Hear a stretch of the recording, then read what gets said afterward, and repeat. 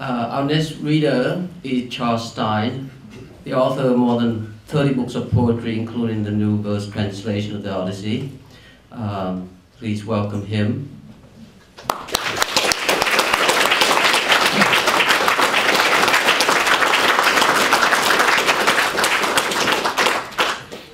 Not 30, 13. I have a lot of connections with Robert Kelly, but I don't think that one. I'm going to reminisce some things. I met Robert when I was not yet 16 years old, and about 2 years later we became friends. Now, I wasn't a student at Bard College, but I was what seems like a perennial guest in his living room for a few years. And I think the thing that made us click was that I had joined an occult order as an 18-year-old and was learning this incredibly elaborate system. I was a kind of system junkie from the time I was about 15 years old. And this one kind of trumped them all. It was a system that was based on the magic of the Golden Dawn. It was a descendant of that occult order that Yeats was in, and Charles Williams, and Aleister Crowley. And I was learning it with incredible intensity and devotion, and going up to Robert Kelly's house and listening to him read, and we would discuss the occult and the different levels of the occult and what it meant and what it might be.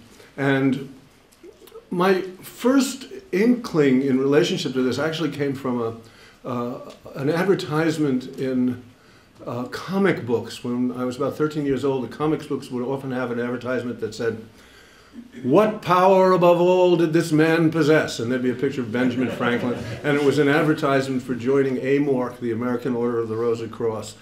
And I remember this struck me as what the hell was all this about, and eventually I joined one of these things.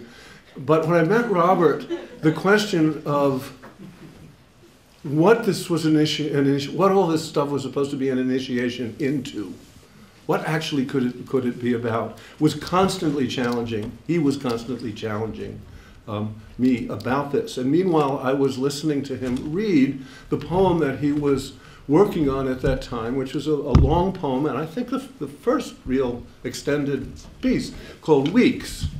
And Weeks was published by El Corno Emplumado, but it was done with such an incredible misfeasance in terms of typography. It was an amazing mess that he withdrew it and never republished it.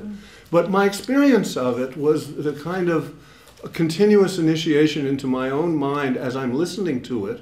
And this book, if he ever dates to make it public, which I would really recommend, is such an amazing early flowering of so many of the things that occur in his work over the next 411 years and 372 volumes, that I decided in preparing to give this talk that I would read through it again, because he found a box of them last year or a year or so ago, and I asked him if I could have one, and he gave it to me, and I've been reading it over the last couple of weeks. So it's this astonishing thing of going through this double past. In fact, Levi mentions the Duncan's HD book, because I just had that experience of reading through that book, which is also this double past, because it's Duncan's recounting of his own poetic initiation. But since I was reading that book as it was coming out chapter to chapter, it sort of traces my own head through that time. But this book even more so goes to this moment. So what I thought I would read is just 3 little sections from Weeks. One of which is a long quotation from a Sufi writer, and I remember so vividly listening to this and having my mind twisted and blown and walked over and walked through and opened again as each line proposed a correction of the proposition of the previous one. And though, of course, it's not in Robert's language, he drew this from Nicholson's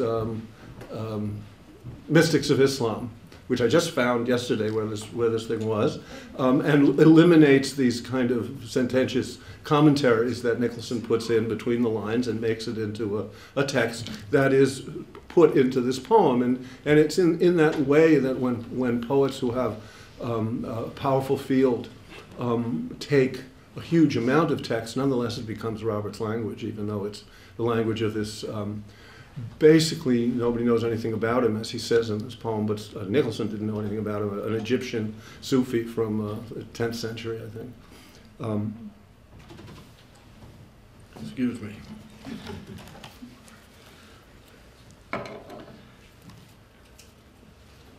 Redempti sunt e faucibus mortis. They have been brought back from the jaws of death. And then the title of the piece, The Revelation of the Sea. God bade me behold the sea, and I saw the ships sinking and the planks floating. Then the planks too were submerged. And he said to me, those who voyage are not saved. And he said to me, those who instead of voyaging cast themselves into the sea take a risk. And he said to me, those who voyage and take no risk shall perish. And he said to me, in taking the risk, there is a part of salvation. And the wave came and lifted those beneath it and overran the shore. And he said to me, the surface of the sea is a gleam that cannot be reached, and its bottom is a darkness impenetrable. And between the two are fishes which are to be feared. Do not voyage on the sea, lest I cause thee to be veiled by the vehicle. And do not cast thyself into the sea, lest I cause thee to be veiled by thy own casting thyself. And he said to me, in the sea are boundaries. Which of them will bear thee on?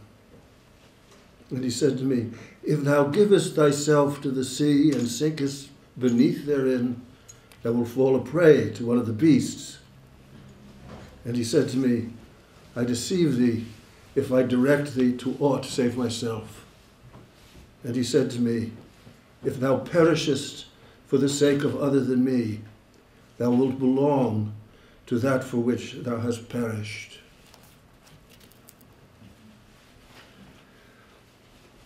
Now, in Robert's work, you will certainly know that there's this, I don't know what adjective, but important relationship to William Blake. And this piece talks about the question of systems. Now here, I'm had cast myself into this system, and I was in the process of putting it on and wearing it and thinking everything I could think in it. I was just started Columbia University, and it was the only year that I did well, because everything that I learned in that freshman year, I was categorizing in terms of the Sephirotic tree and the tarot cards. And I mean, I managed to organize everything like one of these memory systems that later Francis Yates will informs us so much about. But I had this thing in my head, and I'd organized everything. But here was Robert Kelly quoting Blake, discussing Blake this whole matter. Is this the one? Yes. Bondage. The closed system can be filled, but never full. Towards a universe as open at least as our perceptions. Blake did not waste his time attacking symbols of power and symbols of bondage. He identified the nature of our bondage, the human nervous system, and built a system of his own, lest he be enslaved by another man's. I will not be enslaved by his system. I will not be enslaved by my own system. Fixed or mutable, the signs are constant, in that they are signs. So I think the whole of our American romance with French semiotics is sort of...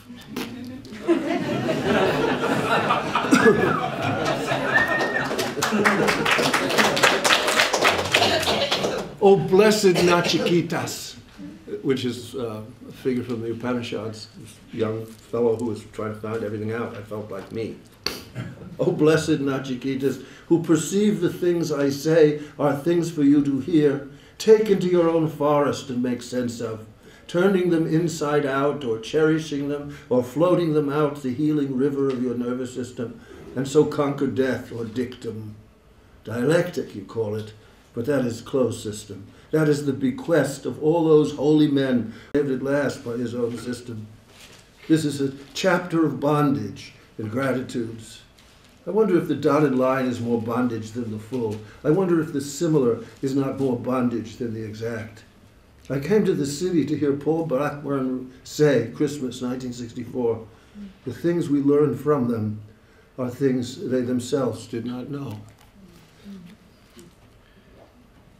And one more piece that's, to me, it was like an essence of Robert's pedagogy. Again, I didn't experience him as a pedagogue. We just sat and talked and argued and read poems. But here's this. There's a prose section of this text. We have not yet, even after 500 years of easy printing, come to understand what a book is. There are secret books, hidden in the putative hordes of white brotherhoods, sealed in providentially occluded caves, locked in cellars of the Vatican of Protestant imagination. But there are other books inherently secret. They can be printed and distributed as widely as the archons like, yet remain secret. I'm not speaking of books textually or intellectually difficult. Finnegan's Wake is a hard book, but not a secret one. A Midsummer's Night Dream is as easy as you please, but remains secret. Again, I am not speaking of occult traditions or Gnostical or privileged interpretations. Though Steiner finds Faust and elusive mysteries, the play is not secret. Occultists resort to endless pains to interpret received text, only to the end of missing what is there. There are books, the secret books of which I speak, towards which the hermeneute must struggle within himself. The secrecy of which I speak has to do with the way a book, however subtly read, at times will veil its real purport from the mind of the reader, not ready to make its concern his own. It will hide itself from the reader until that critical moment in the true history of the world when the reader is ready to use what the book is. We say, go back to the book. That is like, go back to your lover, go back to your religion, go back home, go back and start again. What incredible nonsense it is to say reread, compare, re-eat, re-feel, re-come, if we have no implicit sense of the delicate interconnections of text and time. The secret book opens when the reader is ready to use it, not a moment before. Thank you.